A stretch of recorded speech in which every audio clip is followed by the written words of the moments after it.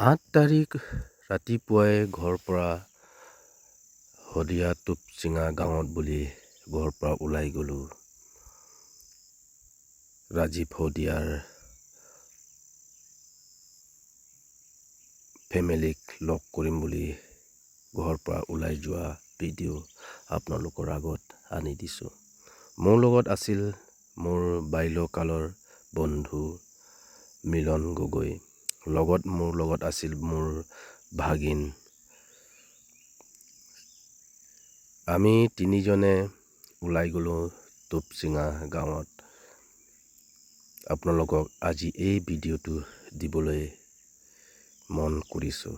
সঁচাকৈ ৰাজীৱ শদিয়াৰ যিটো মৃত্যু শুনি বহুত মনত দুখ আছিল। তাত নোযোৱাকৈ থাকিব নোৱাৰি। তাতে বোলো গৈ তেওঁৰ বৌজনীক লগ পালোঁ। অলপ সময় কথা পাতিলোঁ।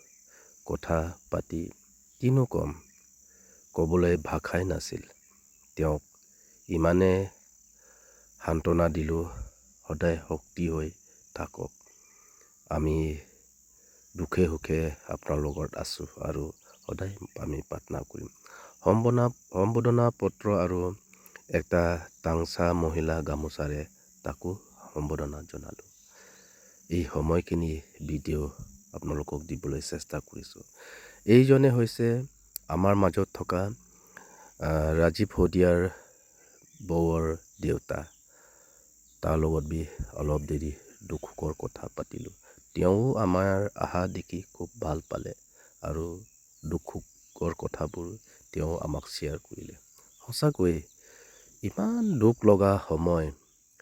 ঈশ্বৰৰ ইচ্ছা যিহেতু আমি কি কৰিব পাৰিম। এদিন আমি চবেই একেই ৰাস্তাত যাব লাগে। তথাপিও এদিন আগত পিছত হ'ব।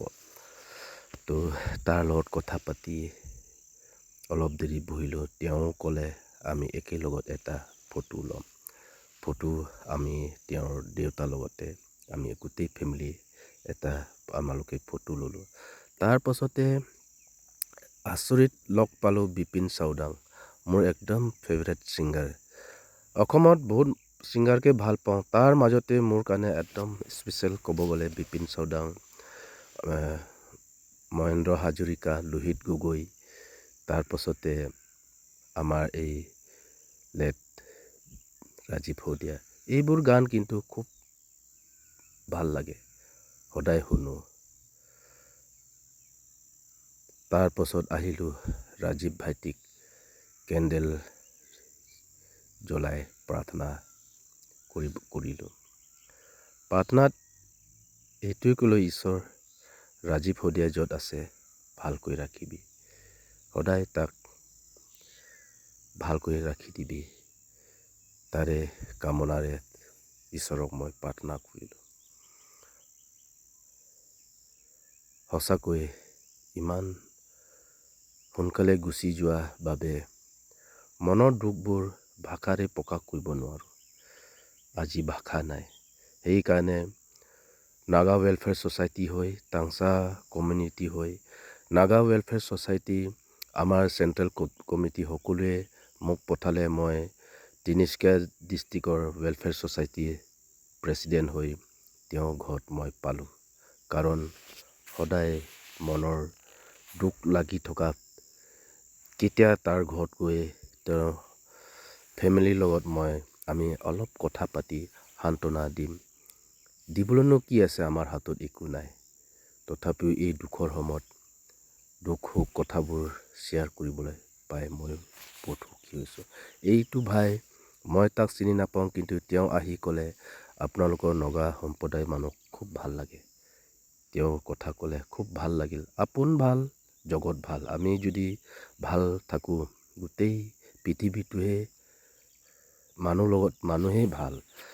এইটো কাৰণে আজি এই গাঁৱত মোৰ ইমান দিনে চেষ্টা আছিল, মই যাম। অৱশেষত গৈ ক'ত কি আছিল চব মই চালোঁ। সঁচাকৈ ভাল লাগিল। আৰু কিনো দিম, প্ৰাৰ্থনা কৰিছোঁ ফেমিলিটো সদায় শক্তিশালী হৈ থাকিবলৈ দিয়ক। ঈশ্বৰক মোৰ এই প্ৰাৰ্থনা আছে। অৱশেষত শেষ কৰি ঘৰৰ ফালে ওলাই গ'লোঁ। কেনেকা লাগিল ক'ব।